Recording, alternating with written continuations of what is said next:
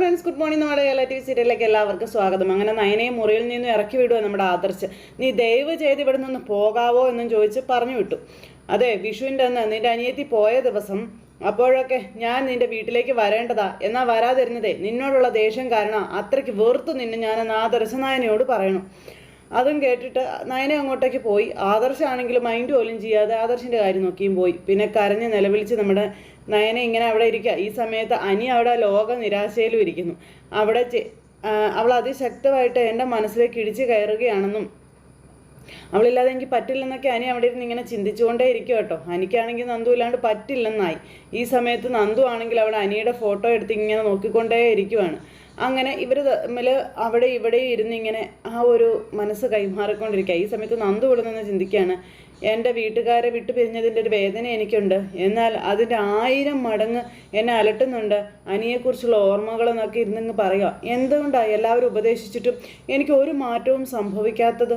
ഞാൻ എന്തുകൊണ്ടാണ് അനിയെ മറക്കാത്തതെന്നൊക്കെ പറഞ്ഞുകൊണ്ട് വീണ്ടും വീണ്ടും അനിയുടെ ഫോട്ടോ എടുത്ത് ഇങ്ങനെ മാറ്റി മാറ്റി നോക്കിക്കൊണ്ടിരിക്കുക നന്ദു. ഈ സമയത്ത് ഗോവിന്ദേട്ടൻ വീട്ടിലിരിക്കുക. അപ്പോൾ കനകം അങ്ങോട്ടേക്ക് വന്നു കേട്ടോ. ഗോവിന്ദേട്ടാ, പോയ ആളിൻ്റെ വിവരമൊന്നും ഇല്ലല്ലോ. അപ്പം നന്ദമോളെ വിളിച്ചാലേ വലിയ വിഷമമാണ്, അതുകൊണ്ട് ഞാൻ വിളിക്കാത്തതെന്ന് ഗോവിന്ദേട്ടൻ പറയുമ്പോൾ ഞാനും അതുകൊണ്ട് തന്നെ വിളിക്കാത്തതെന്ന് പറഞ്ഞു കനകം. ട്രെയിനിങ് കഴിയാൻ 2 ദിവസം കഴിയുമെന്നാണ് പറഞ്ഞത്. ഇനി അവിടെയുള്ള കുട്ടികളുമായിട്ട് പൊരുത്തപ്പെട്ടോന്നൊന്നും അറിയില്ലല്ലോ എന്നൊക്കെ ഇങ്ങനെ പറഞ്ഞു കേട്ടോ. അതൊക്കെ കേട്ടുകൊണ്ട് നമ്മുടെ നവ്യ അങ്ങോട്ടേക്ക് വന്നു. നവ്യ വന്നപ്പോൾ മോള് നന്ദോട്ടിനെ വിളിച്ചായിരുന്നോ എന്ന് ചോദിച്ചു കനകം. ഇല്ല, ഞാൻ വിളിച്ചില്ല എന്ന് നയന പറഞ്ഞു. ഒന്ന് വിളിച്ച് വിവരങ്ങളൊക്കെ ഒന്ന് തിരക്കാൻ പാടില്ലായിരുന്ന മോളെന്ന് ചോദിക്കുമ്പം ഞാൻ വിളിക്കാച്ചാ, ഇപ്പോൾ വിളിക്കാച്ചാന്ന് പറഞ്ഞു നവ്യ ഫോൺ എടുത്ത് നന്ദുവിനെ വിളിക്കുന്നു. പെട്ടെന്ന് തന്നെ നന്ദു ഫോൺ എടുത്തു. ആ ചേച്ചി, എന്താ നീ അങ്ങോട്ട് പോയിട്ടൊന്ന് വിളിക്കാതിരുന്നതെന്ന് ചോദിക്കുമ്പം എനിക്ക് നിങ്ങളുടെയൊക്കെ ശബ്ദം കേൾക്കുമ്പോൾ സങ്കടം വരും ചേച്ചി, അതുകൊണ്ടാണ് വിളിക്കാതിരുന്നതെന്ന് നന്ദു ഇവരോട് പറഞ്ഞു. ഇവിടെ 2 പേരെ അതിനേക്കാളും വലിയ സങ്കടത്തിലായിരിക്കുന്നത്. ഞാൻ അച്ഛൻ്റെ കൈ കൊടുക്കാട്ടോ എന്നും പറഞ്ഞുകൊണ്ട് ഗോവിന്ദേട്ടൻ്റെ കയ്യിൽ ഫോൺ കൊടുത്തു. പിന്നെ വിശേഷങ്ങളൊക്കെ ചോദിച്ചു. അപ്പോൾ അവിടുത്തെ വിശേഷങ്ങളൊക്കെ ചോദിക്കുമ്പം തുഷാര എന്നൊരു കുട്ടി എനിക്കൊപ്പം റൂമിലുണ്ട് അച്ഛാ, ആരൊക്കെ ഉണ്ടെന്ന് പറഞ്ഞാലും അതൊന്നും സ്വന്തം വീട് പോലെ ആവത്തില്ലല്ലോ അച്ഛാ എന്നൊക്കെ നന്ദു ഇങ്ങനെ പറയുക. പിന്നെ അച്ഛാ, അമ്മ അടുത്തുണ്ടോ അച്ഛാ എന്ന് ചോദിക്കുമ്പോൾ ആ ഉണ്ട്, കൊടുക്കാലോ. അങ്ങനെ അമ്മയും മേടിച്ചു. അമ്മയും വിശേഷങ്ങളൊക്കെ പറയുന്നു. മോളുടെ ശബ്ദം എന്താ വല്ലാതെ ഇരിക്കുന്നതെന്ന് ചോദിക്കുമ്പോൾ ഒന്നുമില്ല അമ്മയെന്ന് പറഞ്ഞു നന്ദു. പിന്നെ കനകം ഭയങ്കര കരച്ചിൽ എന്ന് പറഞ്ഞാൽ ഭയങ്കര കരച്ചിൽ. അപ്പോഴത്തേക്ക് നവ്യ ഫോൺ തട്ടിപ്പറിച്ച് മേടിച്ചു. മോളെ, നീ ഇതിപ്പോൾ ഞങ്ങളെക്കാളും കഷ്ടമാണല്ലോ നന്ദു, ഇങ്ങനെ ഒറ്റയ്ക്ക് മാറി നിൽക്കുമ്പോഴേ ചേച്ചിക്ക് അതിൻ്റെ വേദന മനസ്സിലാവുള്ളൂ നന്ദു നവ്യോട് പറയുക. അപ്പോൾ നിങ്ങളെയൊക്കെ പിരിഞ്ഞതിൻ്റെ വല്ലാത്തൊരു വീർപ്പുമുട്ടല്ല ഞാനിപ്പോൾ എന്ന് പറയുമ്പം അത് 1-2 ആഴ്ച കഴിയുമ്പോൾ ഒക്കെ ശരിയായിക്കോളും എന്നും പറഞ്ഞ് നവ്യ പറഞ്ഞു കൊടുക്കുക. പിന്നെ അവിടെ നിന്ന് ഇങ്ങോട്ട് വരാനായിരിക്കും നിനക്ക് വിഷമമെന്നൊക്കെ നവ്യ പറയുക. ചേച്ചി, ആരോഗ്യമൊക്കെ നോക്കണം കേട്ടോ, സമയത്ത് ഭക്ഷണമൊക്കെ കഴിക്കണമെന്ന് നന്ദു പറയുമ്പം അതൊക്കെ ഞാൻ നോക്കിയില്ലേലും ഇവിടെ നോക്കാൻ ആളുണ്ടല്ലോ, നീ നിൻ്റെ ആരോഗ്യം ശ്രദ്ധിക്കണമെന്ന് നവ്യ നന്ദുവിനോട് പറഞ്ഞു കൊടുക്കുക. അമ്മയുണ്ടാക്കുന്ന ഭക്ഷണം മാത്രം കഴിച്ച് ശീലിച്ചവളല്ലേ, ഇനിയിപ്പോൾ ക്യാൻറ്റീനിലെ ഭക്ഷണമൊക്കെ ആയിരിക്കും ദിവസവും കഴിക്കാൻ പോകുന്നത്. അതുകൊണ്ടേ പെട്ടെന്ന് അതിനോട് അഡ്ജസ്റ്റ് ആയിക്കോണമെന്നും ഇനി അങ്ങോട്ട് കഠിനമായിട്ടുള്ള പരിശ്രമങ്ങളും പരിശീലനങ്ങളൊക്കെ ആയിരിക്കും, അതുകൊണ്ട് ആഹാരം അതിനനുസരിച്ചുള്ളത് ഉള്ളിലേക്ക് ചെല്ലുകയും വേണമെന്നും പറഞ്ഞു കൊടുക്കുമെന്ന് നവ്യ. ശരി മോളെ, നീ നയനയെ വിളിച്ചായിരുന്നോ എന്ന് ചോദിച്ചപ്പം ഇല്ല, ഞാൻ വിളിച്ചില്ല, വിളിക്കണം. ശരി ചേച്ചി എന്നും പറഞ്ഞ വിശേഷമൊക്കെ പറഞ്ഞു. പിന്നെ അവർ തമ്മിലുള്ള വഴക്കിനെ പറ്റിയൊക്കെയുള്ള കാര്യങ്ങൾ നന്ദുവിനോട് നവ്യ പറഞ്ഞു കേട്ടോ. ഞാൻ വിളിച്ചോളാമെന്ന് പറഞ്ഞ് നന്ദു ഫോണും അങ്ങ് കട്ട് ചെയ്തു. അത് കഴിഞ്ഞ് ഇവരിങ്ങനെ വിഷമിച്ചിരിക്കുമ്പോൾ നമ്മുടെ നവ്യ, നിങ്ങൾ എന്തിനാണ് അവളെ സങ്കടപ്പെടുത്തുന്നതെന്ന് ചോദിച്ചു. അവൾക്ക് ആകെ സങ്കടമാണ്, നമ്മളും കൂടെ സങ്കടപ്പെട്ട് അവളോട് സംസാരിച്ച് അവൾക്ക് ഇരട്ടി സങ്കടാവത്തല്ലേ ഉള്ളൂ എന്ന് നവ്യ ചോദിക്കുക. പിന്നെ ഇപ്പോൾ അവളുടെ ദുഃഖമൊക്കെ മാറാൻ കുറച്ച് സമയം എടുക്കും, ക്യാമ്പ് തുടങ്ങിക്കഴിയുമ്പോൾ അവളെല്ലാം മറക്കുമെന്ന് എൻ്റെ വിശ്വാസം എന്നൊക്കെ പറഞ്ഞു നവ്യ. അല്ല, ആ അനിയുമായിട്ട് അവൾ വിളിയുണ്ടാവുമോ മോളെ എന്ന് ചോദിക്കുമ്പോൾ അതിനെപ്പറ്റിയൊന്നും എനിക്കറിയില്ല, ഒരു കാര്യം എന്തായാലും ഉറപ്പാണ്, അവൾ വിളിച്ചില്ലെങ്കിലും അനി അങ്ങോട്ട് വിളിക്കുമെന്നുള്ള കാര്യം. അത്രയ്ക്ക് അവൻ്റെ മനസ്സിൽ അവളുണ്ടെന്നുള്ള കാര്യങ്ങളൊക്കെ ഇങ്ങനെ നവ്യ പറഞ്ഞിട്ട് അകത്തേക്ക് കയറിപ്പോയി. പിന്നെ ഗോവിന്ദേട്ടനും കനകവും കൂടി ഇതിനെപ്പറ്റി ആദ്യം നിന്ന് അവിടെ ഇരിക്കുക. ഇത് കഴിഞ്ഞതിന് ശേഷം പിന്നെ കാണിക്കുന്നത് നമ്മുടെ അഭിയും അതുപോലത്തെ അവിടുത്തെ തട്ടാനും കൂടെ സംസാരിക്കുക. ഇതിനു മുമ്പ് നമ്മുടെ ജ്വല്ലറിയിൽ മോഷണവും കാര്യങ്ങളൊക്കെ നടന്നിട്ടുണ്ടെന്നും ആ ഒരു സമയത്ത് ഞാൻ തെറ്റൊന്നും ചെയ്തിട്ടില്ല എങ്കിലും പോലീസുകാർ വരുമ്പോൾ എൻ്റെ മുട്ട് വിറയ്ക്കുമായിരുന്നു എന്ന് ഈ ചേട്ടൻ പറയാം. അവരെന്നെ ചോദ്യം ചെയ്യുമ്പോൾ അറിയാതെ ഞാൻ വിയർക്കും, അത് കണ്ടിട്ട് പോലീസുകാരെന്നെ ഒരുപാട് ചോദ്യം ചെയ്തിട്ടുണ്ടെന്ന് തട്ടാൻ ചേട്ടൻ പറയും കേട്ടോ. ആ ഒരു സമയത്തൊക്കെ മൂർത്തി സാറ് എൻ്റെ രക്ഷയ്ക്ക് വന്നിട്ടുള്ളതെന്നൊക്കെ ഈ ചേട്ടൻ പറയാം. അബിക്കൊരു കൂസലും ഇല്ലാതെ നിൽക്കുക. ഞാൻ കുഴപ്പക്കാരനല്ലെന്ന് അദ്ദേഹം പോലീസുകാരനോട് പറയാറുണ്ട്, എന്നാൽ ഇവിടെ ഞാനിപ്പോൾ പ്രതിയാണെന്നൊക്കെ ഈ തട്ടാൻ പറഞ്ഞു. എനിക്കിവിടെ പിടിച്ചു നിൽക്കാൻ പറ്റത്തില്ല എൻ്റെ സാറേ എന്നൊക്കെ പറഞ്ഞ് അബിയോട് കാര്യങ്ങൾ പറയണം. ഞാൻ പറഞ്ഞല്ലോ, പോലീസുകാരുടെ അടുത്ത് എൻ്റെ ചോദിക്കേണ്ട രീതിയിൽ ചോദിച്ചാൽ ഞാൻ തത്ത പറയുന്നത് പോലെ എല്ലാം പറഞ്ഞു പോകുമെന്ന് പറഞ്ഞു. അപ്പോൾ എടോ, ഞാൻ ആ SIയെ പറഞ്ഞു നിർത്തിക്കൊണ്ടിരിക്കുക, താൻ ഇതെന്ത് കാണിക്കണമെന്ന് അബി ചോദിച്ചു. എന്നെക്കാളും നന്നായിട്ട് സാറിൻ്റെ മുത്തച്ഛനെ സാറിന് അറിയാവുന്നതാണല്ലോ. ദേ മൂർത്തി സാറേ, SIയുമായിട്ടൊന്നും അല്ല സംസാരിക്കുന്നത്, അതിൻ്റെയും മുകളിൽ കയറിയാണ് സാറിൻ്റെ ബന്ധങ്ങളുള്ളത്.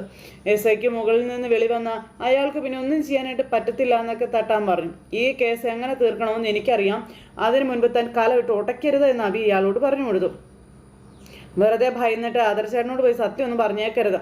അപ്പം ഇതങ്ങനെ പറയാൻ പറ്റുന്ന കാര്യം വലുതുമാണോ സാറേ? എങ്കിലും താൻ ചിലപ്പോൾ പറഞ്ഞു കളയും. അത്രയ്ക്ക് പേടിയുള്ള കൂട്ടത്തിലാണ് താൻ. പൈസ വന്നപ്പോൾ ഈ പേടിയും കാര്യങ്ങളൊന്നും ഉണ്ടായിരുന്നില്ലല്ലോ. എടോ, എന്തെങ്കിലും സംഭവിച്ചാൽ തന്നെക്കാളും നഷ്ടം ഉണ്ടാകാൻ പോകുന്നത് എനിക്കത് താൻ ആദ്യം മനസ്സിലാക്കുക. എനിക്ക് എൻ്റെ വീട്ടിൽ നിന്ന് തന്നെ പുറത്ത് പോകേണ്ടി വരും, അതെനിക്കറിയില്ലെന്ന് ചോദിച്ചു. അപ്പോൾ പിന്നെ താൻ എന്തിനാ ഇങ്ങനെ കിടന്ന് ടെൻഷൻ അടിക്കുന്നത്? അപ്പോൾ ഇതിൻ്റെ ഒന്നും ആവശ്യമില്ലായിരുന്നു, ഉള്ളതുകൊണ്ട് ജീവിച്ചാൽ മതിയായിരുന്നു എന്നൊക്കെ തട്ടാൻ ചേട്ടൻ പറഞ്ഞിട്ട് ഇങ്ങനെ ഉരുകുമ്പോൾ, ഉള്ളതുകൊണ്ട് ജീവിക്കാൻ പറ്റത്തില്ലല്ലോ. ഇവിടെ മുത്തശ്ശൻ സത്യസന്ധമായിട്ട് അന്വേഷിക്കണമെന്ന് പോലീസിനോട് പറഞ്ഞതുകൊണ്ടാണ് അവരിങ്ങനെ കയറി ഇറങ്ങി നടക്കുന്നത്. അല്ലാതെ മുത്തശ്ശൻ തറപ്പിച്ചേ മൂർത്തീസ് ജ്വല്ലറിയിൽ ക്രമക്കേട് ഉണ്ടാവത്തില്ല എന്ന് പറഞ്ഞിരുന്നെങ്കിൽ ഈ കേസ് എത്രയും പെട്ടെന്ന് തീർന്നേനെ എന്ന് അഭി പറഞ്ഞു. പിന്നെ അതെങ്ങനെയാ? ആദർശധീരന്മാരായിട്ടുള്ള കുറേ എണ്ണം ഉണ്ടായിപ്പോയി എൻ്റെ വീടിനകത്ത്. അതിൻ്റെ ക്യാപ്റ്റൻ ആണെങ്കിൽ എൻ്റെ മുത്തശ്ശനും. അപ്പോൾ അദ്ദേഹം സത്യസന്ധമായി ജീവിക്കുന്ന ഒരാളല്ലേ സാറേ എന്ന് തട്ടാൻ ചേട്ടൻ ചോദിക്കുമ്പോൾ, അങ്ങനെ ജീവിച്ചതുകൊണ്ട് നമുക്ക് പ്രയോജനം എന്തെങ്കിലും ഉണ്ടോ? ഇല്ലല്ലോ. ആകെ പ്രയോജനമുള്ളത് ആദർശിനും മാത്രം. അയാളാണെങ്കിൽ ആകെ മുത്തശ്ശനേക്കാൾ മുകളിലോട്ട് പോയിക്കൊണ്ടിരിക്കുക ആദർശത്തിൻ്റെ കാര്യത്തിൽ എന്നൊക്കെ പറഞ്ഞ്, സാരമില്ല, ഞാൻ അതിനൊക്കെ വെച്ചിട്ടുണ്ടെന്നൊക്കെ അബി ഇയാളോട് പറഞ്ഞു. പിന്നെ താൻ ഏതായാലും ടെൻഷൻ അടിക്കേണ്ട കാര്യമൊന്നുമില്ല, താൻ പഠിക്കൊണ്ട് കല ഉടയ്ക്കാതിരുന്നാൽ മതി എന്ന് പറഞ്ഞ് അബി ഇയാളും കൂടെ സംസാരിച്ചിട്ട് ഇങ്ങനെ ഇരിക്കാം. ഇത് കഴിഞ്ഞ് പിന്നെ കാണിക്കുന്നത് നമ്മുടെ ആദർശ് പോലീസുകാരനെ കണ്ട് സംസാരിക്കുക. അപ്പോൾ അവർ ആദർശിനെ കാണാനായിട്ട് ഇങ്ങോട്ടേക്ക് വന്നതാണ്. അപ്പോൾ ഞാൻ സാറിനെ കാണാൻ സ്റ്റേഷനിലേക്ക് വരണമെന്ന് കരുതുമായിരുന്നു, അപ്പോഴാണ് സാർ ഇങ്ങോട്ട് വന്നതെന്ന് ആദർശ് പറയുമ്പോൾ, മുകളിൽ നിന്ന് നല്ല പ്രഷറുണ്ടെന്നും അതുകൊണ്ടാണ് ഞാൻ നേരിട്ട് വന്നതെന്നൊക്കെയുള്ള കാര്യങ്ങൾ പറയും കേട്ടോ ഇദ്ദേഹം. അപ്പോൾ സാറിന് ആരെങ്കിലും സംശയമുണ്ടോ എന്ന് ഈ SI സാർ ചോദിച്ചു. മൂർത്തീസ് ജ്വല്ലറിക്ക് കേരളത്തിൽ തന്നെ 10-20 ബ്രാഞ്ചുകളില്ലേ, അവിടെയുള്ള സ്റ്റാഫുകളെല്ലാം വിശ്വസ്തരാണെന്നൊക്കെ പറയാൻ പറ്റുമെന്ന് ചോദിക്കുമ്പം അതൊക്കെ പറയാൻ പറ്റും, അങ്ങനെയുള്ളവരെ മാത്രമേ ഞങ്ങൾ ജോലിക്ക് വെക്കാറുള്ളൂ എന്ന് അബി പറഞ്ഞു. ഇതുപോലെ എന്തെങ്കിലും സംഭവങ്ങൾ സാറിൻ്റെ ജ്വല്ലറിയിൽ ഇതിനു മുന്നേ സംഭവിച്ചിട്ടുണ്ടോ? അതായത് മോഷണം സംഭവിച്ചിട്ടുണ്ടെന്ന് നേരത്തെ പറഞ്ഞു കഴിഞ്ഞു, അതല്ലാതെ ജ്വല്ലറിയിൽ തിരിമറി നടത്തിയതിൻ്റെ കാര്യങ്ങളിൽ ഏതെങ്കിലും സ്റ്റാഫിനെ പറഞ്ഞു വിടേണ്ടതായിട്ട് വന്നിട്ടുണ്ടോ എന്ന് ചോദിച്ചപ്പോഴത്തേക്ക് അബി വരുമോ ഇവർ സംസാരിക്കുന്നത് എന്താണെന്ന് ഒളിച്ചു നിന്ന് കേൾക്കാനായിട്ട്. അപ്പോൾ ജ്വല്ലറിയിൽ മോഷണം നടന്നപ്പോൾ അപ്പോൾ ഉണ്ടായിരുന്ന സെക്യൂരിറ്റിയെ പറഞ്ഞു വിട്ടായിരുന്നുവെന്നും അയാളുടെ അനാസ്ഥ കൊണ്ടാണല്ലോ മോഷണം നടന്നതെന്ന് ആദർശ്. മൂർത്തി സാറിൻ്റെ ജ്വല്ലറി ആയതുകൊണ്ട് ഇവിടെ പരിശോധനകളും കാര്യങ്ങളും നടത്താൻ ഞങ്ങൾക്ക് കുറച്ച് ബുദ്ധിമുട്ടുണ്ടെന്ന് പറഞ്ഞപ്പോൾ, അങ്ങനെയൊന്നുമല്ല സാർ, സത്യസന്ധമായ അന്വേഷണം നടത്തണമെന്നാണ് മുത്തശ്ശൻ പറഞ്ഞിരിക്കുന്നതെന്നും MD എന്നുള്ള നിലയിൽ എൻ്റെ അഭിപ്രായം അതുതന്നെയാണെന്ന് ആദർശ് പറയുക. പിന്നെ ഇതുപോലൊരു വൻ തിരിമറി ഞങ്ങളുടെ സ്ഥാപനത്തിൽ നടന്നിട്ടുണ്ടെങ്കിൽ അത് ആര് ചെയ്താലും അത് കണ്ടെത്തിയേ പറ്റുമെന്നും അതുകൊണ്ടാണ് സാറിന് മുകളിലുള്ള ഓഫീസറെ മുത്തശ്ശൻ വിളിച്ചതെന്നൊക്കെ പറഞ്ഞു. അപ്പോൾ ഇതൊക്കെ അബി അവിടെ നിന്ന് കേൾക്കുക. ശരി സാർ, എത്രയും പെട്ടെന്ന് തന്നെ ഈ കേസിനൊരു തുമ്പുണ്ടാക്കാൻ നോക്കാം, സംശയിക്കുന്നവരൊക്കെ കസ്റ്റഡിയിൽ എടുക്കാമെന്നുള്ള രീതിയിൽ സംസാരിച്ചിട്ട് ഇയാളിങ്ങേറ്റ് പോരുമ്പോൾ നമ്മുടെ അബി അവിടെ ഒളിച്ച് നിൽക്കുക കേട്ടോ. ആദർശ് ഇങ്ങനെ ഇരുന്ന് ആലോചിക്കുക. അങ്ങനെ അത് പറഞ്ഞു തീർന്നില്ല, തൊട്ടടുത്ത നിമിഷം അബി ഇങ്ങനെ വരുന്നു. അപ്പോൾ അബി വന്ന് ഈ പോലീസുകാരനെ കാണുക. അപ്പോൾ പോലീസുകാരന് എൻ്റെ മുകളിലുള്ളൊരു സാറിനെ വിളിച്ചായിരുന്നു എന്ന് പറഞ്ഞു. അപ്പോൾ വിവരങ്ങളൊക്കെ പറഞ്ഞില്ലെന്ന് ചോദിച്ചപ്പം എല്ലാം പറഞ്ഞു. പക്ഷേ ഇവിടെ തൻ്റെ മുത്തശ്ശൻ നല്ല പിടിപാടുള്ള ആളല്ലെന്ന് SI സാർ അബിയോട് ചോദിക്കാം. അദ്ദേഹത്തിന് ഈ സ്റ്റേറ്റിൽ മാത്രമല്ല സെൻട്രൽ ഗവൺമെൻറ്റിലും നല്ല പിടിപാടുള്ള ഒരാളാണ്. അങ്ങനെയുള്ള അദ്ദേഹത്തിൻ്റെ ജ്വല്ലറിയിൽ ഒരു തിരിമറി നടന്നു കഴിഞ്ഞാൽ അന്വേഷണം വഴിതിരിച്ചുവിടാൻ വലിയ ബുദ്ധിമുട്ടാണെന്നൊക്കെ പറഞ്ഞു. അപ്പോൾ അന്വേഷണം മുറപോലെ നടന്നോട്ടെ, പക്ഷേ അതൊന്നും നീട്ടിക്കൊണ്ട് പോകാൻ പറ്റത്തില്ല എന്ന് അബി. നീട്ടിക്കൊണ്ട് പോയാലും ഒരു സമയം കഴിഞ്ഞ് ഞങ്ങൾക്ക് ഈ കേസ് ക്ലോസ് ചെയ്യേണ്ടി വരില്ലേ എന്ന് ചോദിച്ചു. അത് ക്ലോസ് ചെയ്യുന്നതിന് മുൻപ് ഞാൻ ഈ പ്രശ്നം സോൾവ് ചെയ്യാൻ എന്തെങ്കിലും ഒരു മാർഗം കണ്ടെത്തിക്കോളാമെന്ന് അബി. അതുവരെ സാർ എങ്ങനെയെങ്കിലും ഒന്ന് വഴിതിരിച്ച് വിട്ടേ പറ്റൂ, അതിന് എത്രയാണ് വേണ്ടതെന്ന് വെച്ചാൽ സാർ പറയുന്ന അക്കൗണ്ടിലേക്ക് ഞാൻ ഇട്ട് തന്നേക്കാമെന്ന് അബി പറഞ്ഞു. എടോ, മൂർത്തീസ് ജ്വല്ലറിയിലെ പയ്യനായ നിങ്ങൾക്ക് ഇങ്ങനൊരു തിരിമറി നടത്തേണ്ട എന്തെങ്കിലും ആവശ്യം ഉണ്ടായിരുന്നോ എന്ന് SI സാറ് ചോദിക്കാം. ഞാനിപ്പോൾ അവിടുത്തെ വെറും ഒരു ശമ്പളക്കാരൻ മാത്രമാണ് സാർ. എങ്ങനെ ആവാതിരിക്കും? താൻ എന്തെങ്കിലും തിരിമറി നടത്തിയത് കൊണ്ടായിരിക്കും തന്നെ തരം താഴ്ത്തി കളഞ്ഞതെന്നൊക്കെ SI അബിയോട് പറയുമ്പോൾ, സാറേ അത്തരം കാര്യങ്ങൾ സംസാരിക്കാനല്ല നമ്മുടെ ഈ കൂടിക്കാഴ്ച.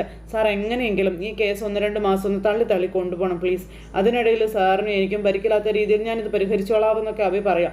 എന്നെ ഹെൽപ്പ് ചെയ്യുന്നതിന് നല്ലൊരു തുക സാറിന് തരികയും ചെയ്യാമെന്നൊക്കെ പറഞ്ഞു.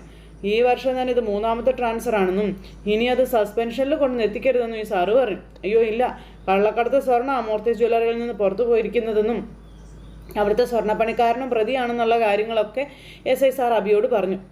അയാൾ ഒരു സാധു മനുഷ്യനാണ്, അയാൾ എനിക്ക് വേണ്ടിയിട്ട് റിസ്ക് എടുത്തതെന്നൊക്കെ ഇങ്ങനെ അബി പറയും ഇയാളോട്. സാർ പറഞ്ഞതുപോലെ ഞാൻ മൂർത്തി ജ്വല്ലറി പയ്യനായതുകൊണ്ട് ഈ കേസിൽ ഞാൻ അകത്തായാൽ അതും കുടുംബത്തിന് നാണക്കേടാണെന്ന് പറഞ്ഞു. എന്നാൽ പിന്നെ താൻ മുത്തശ്ശനോട് പറഞ്ഞിട്ട് കാര്യങ്ങൾക്കൊക്കെ തീർപ്പാക്കാൻ പറഞ്ഞു. അപ്പോൾ മുത്തശ്ശനെ പറ്റി സാറ് കേട്ടിട്ടുണ്ടാകും, അദ്ദേഹത്തിൻ്റെ അടുത്ത് ഒരു രീതിയിലും കാര്യങ്ങളും നടക്കില്ല എന്ന് പറഞ്ഞു. പൂട്ട് വീഴുകയാണെങ്കിൽ എനിക്ക് പിന്നെ ഒന്നും പറയാൻ പറ്റത്തില്ല കേട്ടോ എന്നൊക്കെ ഈ സാറ് പറഞ്ഞു. പൂട്ട് വീഴാതെ സാറ് നോക്കണം, അതിനുള്ളത് സാറിന് ഞാൻ എത്തിച്ചോളാമെന്ന് അബി പറഞ്ഞിട്ട് അവിടെ നിന്ന് അങ്ങ് പോയി. അബി അങ്ങ് പോയി കഴിഞ്ഞപ്പോൾ ഈ SI സാർ ഇവിടെ അന്തം വിട്ട് നിൽക്കുക. ഇത് കഴിഞ്ഞതിന് ശേഷം പിന്നെ ജ്വല്ലറിയുടെ ചരിത്രത്തിൽ ആദ്യമായിട്ടുള്ള സംഭവമാണ് ഇതെന്നും പറഞ്ഞ് മുത്തശ്ശൻ അജയനോടും ജയനോടും ഒക്കെ സംസാരിക്കുക കേട്ടോ. അവിടെ നിന്ന് മുൻപ് സ്വർണ്ണമൊക്കെ മോഷണം പോയിട്ടുണ്ടെന്നൊക്കെ പറഞ്ഞു. ഇതൊക്കെ കേട്ട് ആദർശം നിൽപ്പുണ്ട്. അതൊക്കെ അപ്പോൾ തന്നെ പിടിച്ചിട്ടുമുണ്ട്.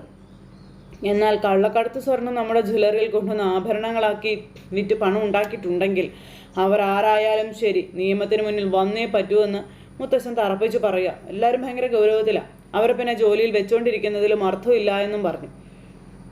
അങ്ങനെ ആ ഒരു ഇതെല്ലാം ഇവർ സംസാരിച്ചുകൊണ്ടിരിക്കുന്ന സമയത്ത് ജലജ അങ്ങോട്ടേക്ക് വന്നു. ഇവിടെ ഞാൻ നിന്നെ കുറ്റപ്പെടുത്തത്തുള്ളൂ ആദർശേ, നിന്റെ മേൽനോട്ടത്തിലാണ് എല്ലാം പോയിക്കൊണ്ടിരിക്കുന്നത്. ഞാൻ നേരത്തെ ഇങ്ങനൊരു തിരുമറി നടന്നാൽ അത് നീ അറിയണ്ടേ എന്ന് മുത്തശ്ശൻ ആദർശനോട് ചോദിക്കുക കേട്ടോ.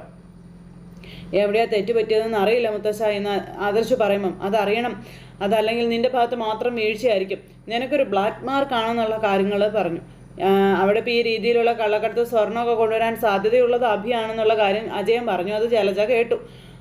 അല്ലാതെ വേറെ ആർക്കും അതിനുള്ള ധൈര്യമൊന്നും അവിടെ ഉണ്ടാവത്തില്ല എന്നും അജയൻ പറയപ്പോൾ മുത്തശ്ശനും അത് ആലോചിക്കുക. ജലജയുടെ ചങ്കിടിക്കാൻ തുടങ്ങി. എനിക്കും അവനെ തന്നെയാണ് സംശയം എന്ന് നമ്മുടെ ജയനും പറഞ്ഞു.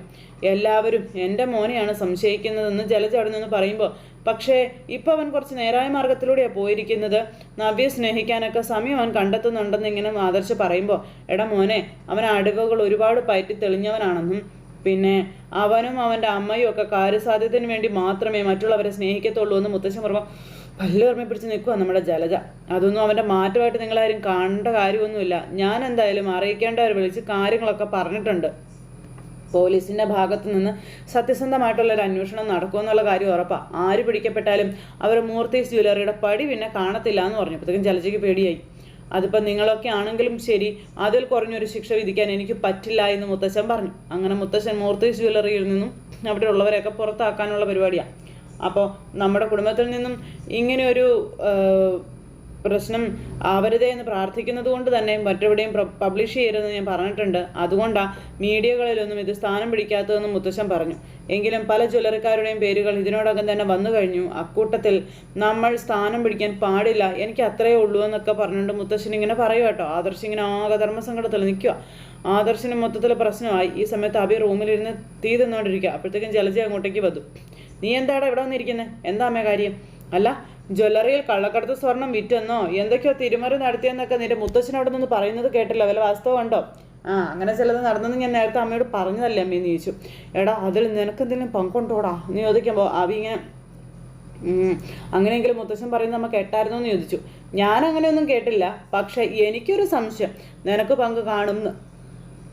എന്താടാ, നിനക്ക് പങ്ക് വല്ലതും ഉണ്ടോ എന്ന് ചോദിക്കുമ്പോൾ മകൻ ചാടി അങ്ങ് എഴുന്നേറ്റിട്ട് ടെൻഷൻ അടിച്ച് നിൽക്കുക. അങ്ങനെയാണെങ്കിൽ പിന്നെ നീ ജ്വല്ലറിയിലും ഉണ്ടാവില്ല, ഈ വീട്ടിലും ഉണ്ടാവില്ല, അത് നിന്റെ മുത്തശ്ശൻ പറഞ്ഞു കഴിഞ്ഞു എന്ന് ജലജ പറയുമോ മകനോട്. അപ്പോൾ ചെറിയൊരു അബദ്ധം എനിക്ക് പറ്റിയമ്മേ. നീ എന്നാടാ ഈ പറയുന്നത്? ഞാനിപ്പോൾ കിട്ടുന്ന ശമ്പളത്തിൽ ഒതുങ്ങി കഴിയുകയാണെന്നല്ല അമ്മ കരുതുന്നത്. ഒരിക്കലുമല്ല, എൻ്റെ ശമ്പളം എനിക്ക് ഒന്നിനും തികയുന്നില്ല. പിന്നെ കാര്യങ്ങളൊക്കെ മുന്നോട്ട് പോകുന്നത് ഇങ്ങനെ ചില തിരുമറികളും കാര്യങ്ങളൊക്കെ നടത്തിയിട്ടാണെന്ന് പറയുമ്പോൾ എൻ്റെ ഭഗവാനെ, അപ്പം നിൻ്റെ കാര്യം പോക്കാണല്ലോടാ. ഇപ്പോൾ പോലീസ് അന്വേഷണവും കാര്യങ്ങളൊക്കെ നടക്കുക. അപ്പോൾ ആ ഒരു അന്വേഷണം എന്നിലെത്താതിരിക്കാൻ വേണ്ടി ചെയ്യേണ്ടതൊക്കെ ഞാൻ ചെയ്യുന്നുണ്ട്. SI ഒക്കെ സ്വാധീനിച്ചിട്ടുണ്ട് അമ്മേ. എന്തോന്ന് SI ആടാ? നിൻ്റെ മുത്തശ്ശന് ഉയർന്ന ഉദ്യോഗസ്ഥരുമൊക്കെ ആയിട്ടാണ് ബന്ധം. പിന്നെ മന്ത്രിമാരെ അങ്ങോട്ട് പോയി കാണുന്ന പതിവൊന്നും ഇല്ല നിൻ്റെ മുത്തശ്ശന്. വിളിച്ചാലേ അവരിങ്ങോട്ട് വരും. എന്ന് വെച്ചാലേ ഇലക്ഷൻ സമയത്ത് കുറച്ചൊന്നും അല്ലല്ലോ വാരിക്കോരി കൊടുക്കുന്നത്. അങ്ങനെയുള്ളപ്പോൾ ഒരു സാധാ SI സ്വാധീനിച്ചിട്ട് എന്താടാ കാര്യം എന്നൊക്കെ ചോദിച്ചു. ഈ പ്രശ്നം എങ്ങനെ പരിഹരിക്കാൻ പറ്റുമെന്ന് ഞാൻ ബുദ്ധിപരമായിട്ട് ചിന്തിച്ചുകൊണ്ടിരിക്കുകയാണ്. എന്തായാലും തല ഊരിയേ പറ്റുള്ളൂ എന്നൊക്കെ പറയുമ്പോൾ, എടാ, ഇതൊക്കെ ചെയ്യുന്നതിന് മുന്നേ നീ എന്നോടൊന്ന് ആലോചിക്കണ്ടായിരുന്നോ? ഇതുവരെ അമ്മയോട് ആലോചിച്ച് ചെയ്തത് അത്രയും അബദ്ധങ്ങൾ മാത്രമായിരുന്നു എന്ന് അഭി പറയുമ്പം, എടാ, അബദ്ധം കാണിക്കുന്നത് മൊത്തം നീയാ, ഞാനല്ലെന്നും പറഞ്ഞിട്ട് ജലജ. ഇപ്പം ഈ സംഭവത്തിൻ്റെ പേരിൽ നിനക്ക് മാത്രമല്ല എനിക്കും ഈ വീടിൻ്റെ പടി ഇറങ്ങേണ്ടി വരുമെന്ന് എൻ്റെ സംശയം പറഞ്ഞ് അമ്മയും മോനും കൂടി ഇങ്ങനെ അതിനെപ്പറ്റി അവിടെ നിന്ന് ഇങ്ങനെ സംസാരിച്ചുകൊണ്ടിരിക്കുക. അങ്ങനെ അമ്മയും മോനും കൂടി ഇതിനെപ്പറ്റി പറഞ്ഞുകൊണ്ടിരിക്കും. ശരിക്കും നീ എന്താടാ ചെയ്തതെന്ന് ചോദിച്ചു. കള്ളക്കടത്ത് സ്വർണ്ണം കുറച്ച് എൻ്റെ കയ്യിൽ വന്നായിരുന്നു, അത് ഞാൻ ഉരുട്ടി അങ്ങ് വിഴുങ്ങി. എന്താ ഇപ്പം മനസ്സിലായില്ലേ അമ്മയ്ക്ക് ഞാനെന്താ ചെയ്തതെന്ന്? അപ്പം നയനയെ അടിച്ചിറക്കിയതിന് തൊട്ട് പിന്നാലെയാണ് ആദർശിൻ്റെ ഈ തകർച്ചയും അതുപോലെ ആദർശിനെ മുത്തശ്ശൻ കുറ്റപ്പെടുത്തുന്നത്. അങ്ങനെ ആ ഒരു സിറ്റുവേഷനും കാര്യങ്ങളൊക്കെ കൂട്ടിയിണക്കിക്കൊണ്ടാണ് നമ്മുടെ ഇന്നത്തെ കഥ അവസാനിച്ചിട്ടുള്ളത്. അപ്പോൾ എല്ലാവരും കാത്തിരുന്ന് കാണണം കേട്ടോ. എല്ലാവർക്കും നല്ലൊരു ദിവസം ആശംസിക്കുകയാണ്. നന്ദി.